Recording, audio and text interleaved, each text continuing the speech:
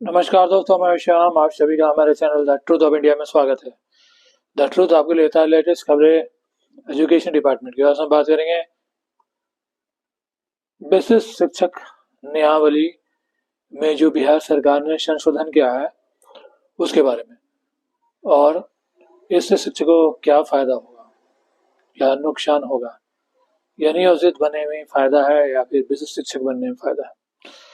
लेकिन उससे पहले अगर हमारे चैनल में नए हैं तो हमारे चैनल को जरूर सब्सक्राइब कीजिएगा, लाइक कीजिएगा और शेयर भी कीजिएगा, और अपनी वैल्यूबल फीडबैक कमेंट के जरिए जरूर दीजिएगा। तो हम बात कर रहे थे बेसिक शिक्षक नियमावली में जो संशोधन हुआ है उससे शिक्षकों को कितना फायदा होगा। आपको बताना चाहूंगा कि बेसिक शिक्षा में जो संशोधन हुआ है उसमें तमाम शिक्षक जो सक्षमता परीक्षा 1.0 क्वालिफाई है वो राजकर्मी बन जाएंगे अपने ही जिले में। 1 से लेके 7 जनवरी का वक्त दिया गया। इसमें अपने ही स्कूल में उन्हें बिरमन देकर ज्वाइन करना है और उनकी पदस्थापना भी होगी और प्रोबेशन पीरियड भी होगा 2 साल का। लेकिन पदस्थापना कब होगा इसके बारे में एसीएस सिद्धार्थ जी ने कोई भी कंफर्मेशन नहीं किया है।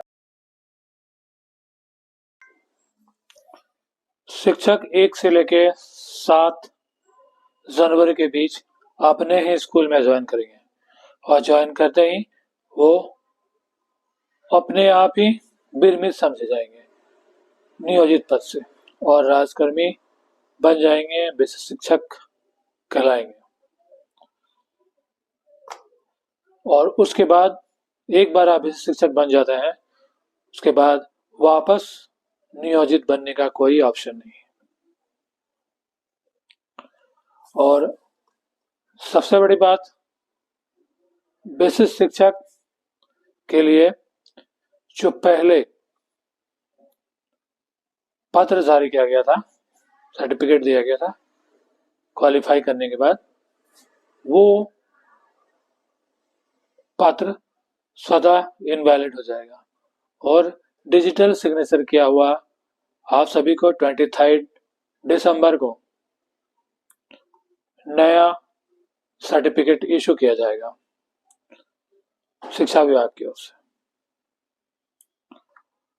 बेसिक शिक्षक बीपीएससी शिक्षक में ज्यादा डिफरेंस नहीं है। बस डिफरेंस यही है कि अगर आप बेसिक शिक्षक बन जाते हैं तो आपको सेवानिवृत्ति का लाभ बिहार सरकार नहीं देगी। बेसिक शिक्षकों का भी स्थानांतरण होगा, लेकिन कब होगा उसके लिए एसीएस सिद्धार्थ ने कोई कंफर्मेशन नहीं किया। उनके लिए अलग से नियमावली तैयार होगी और उसके अनुरूप सभी शिक्षकों का पदस्थापना होगा और ट्रांसफर भी होगी।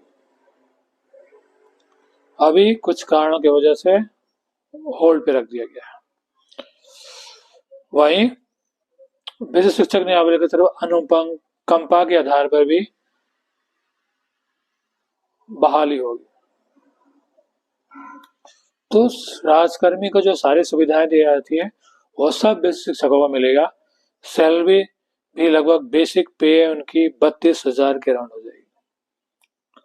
वहीं प्रधान अध्यापक का 35,000 है और प्रधान शिक्षक का 32,000 है। तो बेसिक शिक्षक बनने में सब कुछ फायदा है, लेकिन एक ही नुकसान वो है सेवानिवृत्ति का लाभ नहीं मिल रहा है। यानी प्रमोशन के लिए आपको 8 साल का इंतजार करना पड़ेगा। वहीं जो नियोजित बने रहना चाहते हैं वो नियोजित बने रहेंगे, जो सक्षमता परीक्षा नहीं दिए हैं, क्वालिफाई नहीं किए हैं, उनके लिए भी बिहार सरकार अलग व्यवस्था कर रही है। उन्हें भी प्रमोशन का लाभ और बेसिक शिक्षक नियमावली में जो संशोधन हुआ है उसे कुछ शिक्षक बेसिक शिक्षक नियमावली नहीं, बेसिक शिक्षक दंडावली कर रहे हैं, क्योंकि यहाँ पे पनिशमेंट की व्यवस्था की गई है। स्पेशली वो शिक्षक जो शिक्षा विभाग के नियम को पालन नहीं करता, पठन पाठन कार्य में सहयोग नहीं करता या नेतागिरी करता है या फिर पठन पाठन कार्य में विघ्न डालता है, तो ऐसे शिक्षकों के लिए दंड देने का व्यवस्था है।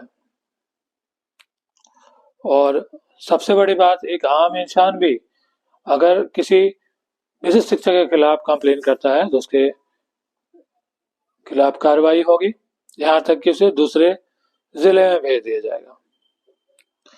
विशिष्ट शिक्षक को सामान्य रूप से जिला और स्थानांतरण पदस्थापना की कार्रवाई आरटी के मानक अनुरूप छात्र शिक्षक अनुपात एवं विभिन्न श्रेणी के शिक्षकों के मध्य संतुलन को ध्यान रखते हुए किया जाएगा।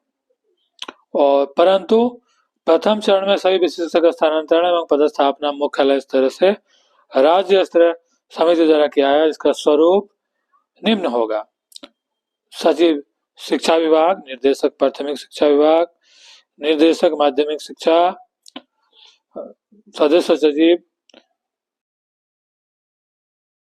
शिक्षा विभाग ने भले ही अभी सभी विशिष्ट शिक्षकों को उन्हीं के स्कूल में ही छोड़ दिया है, लेकिन उनका ट्रांसफर किया जाएगा भविष्य में। तो इसमें विशिष्ट शिक्षक नियमावली में सबसे बड़ी कमी यही है कि आपको प्रशासनिक दृष्टिकोण से स्थानांतरित कर दिया जाएगा, दूसरे जिला भेज दिया जाएगा, कहीं भी जा सकता है। अगर आप अनुशासन पालन नहीं करते, जो अनुशासन विशिष्ट शिक्षक नियमावली में से पालन नहीं करते हैं, लगातार विलंब से स्कूल आ रहे हैं, उपस्थिति दर्ज करा के स्कूल से बाहर चले जा रहे हैं, शैक्षणिक वातावरण को दूषित कर रहे हैं, दूसरे शिक्षकों को पठन पाठन करने नहीं देने के लिए उकसा रहे हैं, महिला शिक्षक और छात्राओं के साथ बिहेवियर आपका सही नहीं है, बच्चों को अधिकतम स्तर पर वांछित प्रगति नहीं हो रहा है, या पाठ्य का सुधार नहीं करना एवं शिक्षक कार्य है तो सरकार के निर्देश का अनुपालन नहीं करते हैं, तो आपका ट्रांसफर कर दिया जाएगा। लेकिन आपको मौका ही मिलेगा अपने आप को बेकसूर साबित करने का। अगर नहीं कर पाए तब आपको ट्रांसफर किया जाएगा। और आचरण संहिता जो आपको फॉलो करना है, सरकारी उसका पालन करना, जो भी आदेश है, निर्धारित पाठन करना, सुगम एवं सुलभ ढंग से पूर्ण करना, समय पर विद्यालय आना निर्धारित करना, रूटीन अनुसार कक्षा संचालन करना, शैक्षणिक वातावरण को दूषित नहीं करना। किसी भी दल विशेष के पक्ष में राजनीति में शामिल नहीं होना, मतलब राजनीति नहीं कर सकते आप। और निजी ट्यूशन, कोचिंग या अन्य व्यावसायिक संस्था से संलिप्ति नहीं होना, बाल अधिकारों का संरक्षण सुनिश्चित करते हुए बच्चों को मानसिक शारीरिक रूप से प्रताड़ित नहीं होने देना, किसी प्रकार का नशा का सेवन नहीं करना, सामाजिक कुरीतियां विशेषकर बाल विवाह, दहेज प्रथा को दूर करने की सक्रिय भूमिका निभाना, वार्षिक माध्यमिक परीक्षा एवं उच्च माध्यमिक परीक्षा सफल छात्रों बिहार विद्यालय परीक्षा समिति द्वारा समय समय पर दिया हुआ निर्देश अनुपालन करना, विभाग द्वारा परीक्षण में भाग लेना इनकार नहीं करना, विशिष्ट शिक्षक पर बिहार सरकार संहिता 1975 समय समय पर यथा संशोधित नीति प्रावधान प्रभावी होगा। और अनुशासनिक कार्रवाई क्या होगी? विशिष्ट शिक्षक अपचार कदाचार विभिन्न कृत्यों के लिए अनुशासनिक कार्रवाई के अधीन होंगे, जो नियुक्ति पदाधिकारी द्वारा विनिश्चित किए जाएंगे। विशेष रूप से नियुक्ति प्राधिकार निम्नलिखित मामले में शिक्षकों के खिलाफ अनुशासनिक कार्रवाई होगी: कार्य से अनधिकृत अनुपस्थिति, जानबूझकर अवज्ञा अनुशासनहीनता, वित्तीय अनियमितता का मामला, सार्वजनिक जीवन में ईमानदारी का अभाव, किसी आपराधिक मामले में शामिल होना, बिहार सरकारी नियमावली 1975 का पालन नहीं करना, कोई अन्य। विशिष्ट शिक्षक नियमावली कुछ और नहीं, शिक्षकों के ऊपर लटकती हुई एक तलवार है जो हमेशा आपको डिसिप्लिन में रहने के लिए कहेगा। अगर आपके खिलाफ जाते हैं तो आपके खिलाफ कार्रवाई होगी। कोई भी विशिष्ट शिक्षक जो 48 घंटे से अधिक समय से न्यायिक, पुलिस, सिविल अभिरक्षा में रहा है उसे निलंबन समझा जाएगा। निलंबित करने की जरूरत नहीं, ऑटोमेटिकली निलंबित हो जाएगा। 2 साल का प्रोबेशन पीरियड होगा। अगर आप डिसिप्लिनरी एक्शन होते नहीं करते हैं तो आपके खिलाफ कार्रवाई की जाएगी। इसमें बृहत दंड अभिधान है, बर्खास्तगी होगी, अनिवार्य सेवानिवृत्ति, निचले पद पर पदोन्नति, कम वेतनमान पदोन्नति, सच्ची संचयी प्रभाव से वेतन वृद्धियों पे रोक लगेगा। और लघु दंड विधि क्या होगा? निंदन निर्धारित विधि से निर्दिष्ट दिनों से सक्षम पदाधिकारी फांसी दर्ज किया जाना आवश्यक होगा। वेतन से कटौती माध्यम से वित्तीय जुर्माना लगा 15 दिनों से अधिक न हो। गैर संचयी प्रभाव से वेतन में रोक लगेगा, प्रोन्नति रोका जाएगा। विभागीय कार्रवाई शुरू करने की प्रक्रिया। तो ओवरऑल आप ये कह सकते हैं कि नया बेसिक शिक्षक नियमावली में जो संशोधन हुआ है, ये शिक्षकों को डिसिप्लिन में रहने के लिए बनाया गया है, ताकि कोई नेतागिरी नहीं करे और पढ़ाई। बेसिक शिक्षक नियमावली में जो संशोधन हुए हैं वो स्पेशली नियोजित शिक्षक जो सक्षमता क्वालिफाइड है, बेसिक शिक्षक बन गए हैं, उन्हीं सभी शिक्षकों को कंट्रोल करने के लिए हुआ है।